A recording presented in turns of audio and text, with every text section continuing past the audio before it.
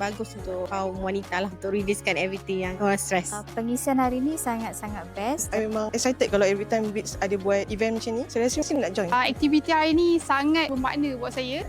Sangat best. Bila saya sangat suka program yang macam ni. Saya rasa saya berada di tempat yang betul. Semua.